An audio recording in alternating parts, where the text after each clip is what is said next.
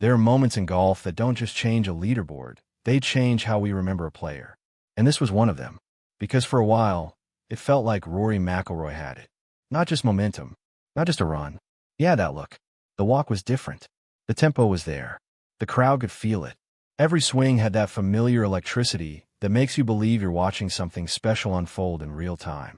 This wasn't just another Sunday charge. This felt bigger than that. Bigger than birdies. Bigger than stats. Bigger than form. It felt like one of those major championship moments where a player reaches into something deeper and reminds the entire golf world who he really is. But then came hole 16. And what happened there didn't just cost him a chance. It changed the entire emotional direction of the day. Because in golf, everything can look under control, right up until it isn't. And what makes this story so painful, so unforgettable, is that Rory didn't lose this moment all at once.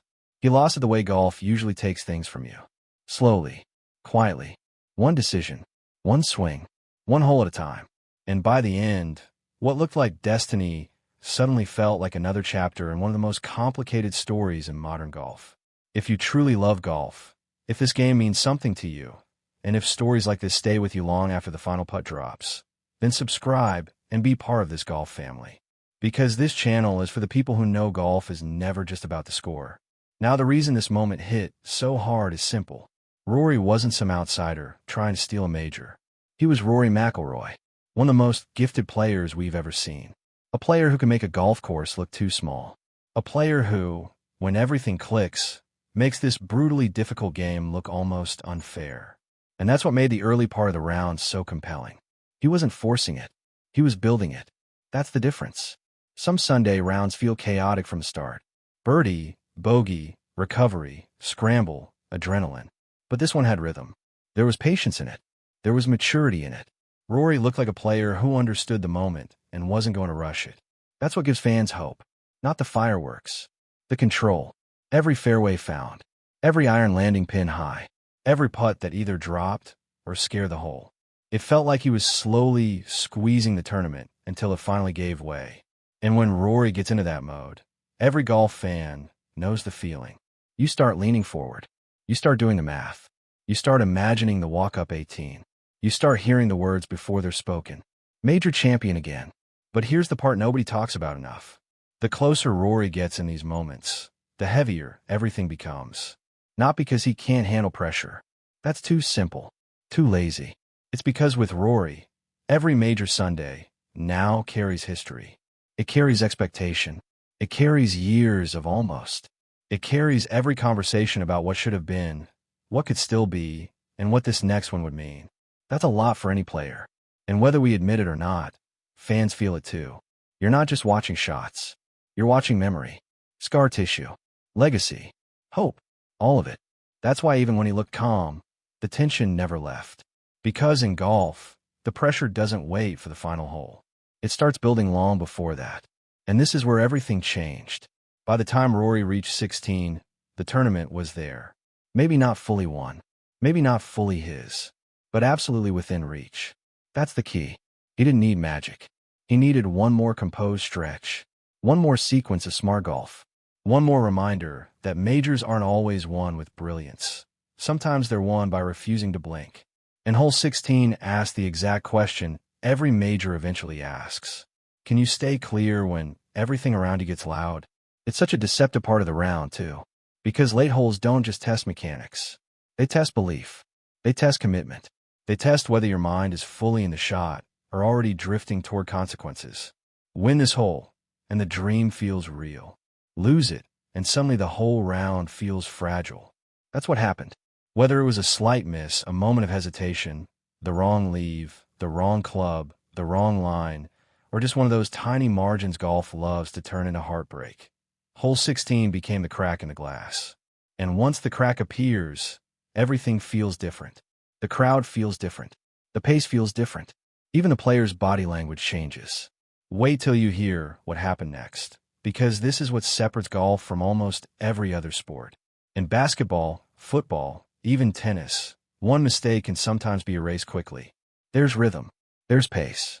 There's another possession, another point, another attack. But in golf, you have to walk with it. You have to carry the mistake to the next tee. You have to feel it while the crowd feels it too. And for a player like Rory, who has lived so many big championship moments under the brightest possible spotlight, that walk after 16 says everything. Not with words, with energy. That's where fans start reading posture, tempo, expression, the speed of the steps, the eyes, the way the club is held. And whether fair or unfair, people know when belief has been shaken. That's why hole 16 mattered so much. It wasn't just the number on the card. It was the emotional transfer of power. Up until then, Rory felt like the one chasing the trophy. After that, it felt like the trophy was moving away from him. And when that happens in a major, the final stretch becomes cruel. Because now every shot is hit with two opponents in front of you. The golf course and your own thoughts. But here's what makes Rory such a fascinating player, and honestly, such a beloved one. He never stops trying. Even when the moment starts slipping, he still swings with conviction. He still searches for the response. He still gives fans that one last reason to believe something dramatic might happen. And that's why people stay emotionally invested in him. Because Rory's story has never been about perfection. It's about the tension between freedom and burden. At his best, he plays the game like a kid with limitless talent and zero fear. At his hardest moments, you can almost see the weight of everything he knows this win would mean. And fans feel both versions at once. That's rare. That's what makes these close calls hurt. Because you're not watching a player who doesn't care. You're watching someone who cares so much that every near miss feels personal. Not just to him, but to everyone who has followed the journey. And this is where the story turns from frustrating to human. Because golf has a brutal way of exposing the smallest emotional shifts. Not always bad swings. Not always bad strategy. Sometimes just a fraction of uncertainty at exactly the wrong time. That's what separates majors. Not huge disasters. Tiny moments under maximum pressure. Hole 16 wasn't loud because it looked dramatic on television. It was loud because golf people understood what it meant. They knew the door had opened. Then they watched it start to close. And once that happened, everything after it carried a different tone. The kind of tone every golfer recognizes instantly. The feeling of trying to recover not just position, but momentum, belief, and emotional control all at once. That's nearly impossible. And yet, this is why Rory still commands so much attention every time he tees it up in a major. Because even in heartbreak, the story means something. Even in disappointment, there's beauty in the effort. Even in the moments that don't end with a trophy, golf reveals character in a way almost nothing else can. And Rory keeps stepping back into that arena. Again and again. That matters. A lot. Because the easiest thing after painful Sundays would be to shrink a little. To protect yourself. To lower expectations. To become more distant. Rory has never really done that. He keeps showing up where the pressure is highest. He keeps putting himself in position. He keeps making us believe. And yes, that also means he keeps giving us moments that hurt. But that's sport. Real sport. Not the polished version. Not the easy version. The real version. The version where greatness and heartbreak can live on the same back nine.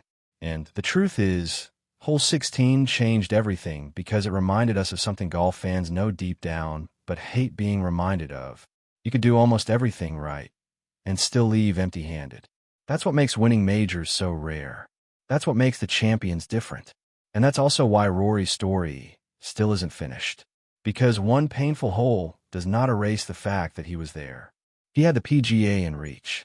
He put himself in the fight. He gave people a reason to care. And in golf, that always means another chance is possible.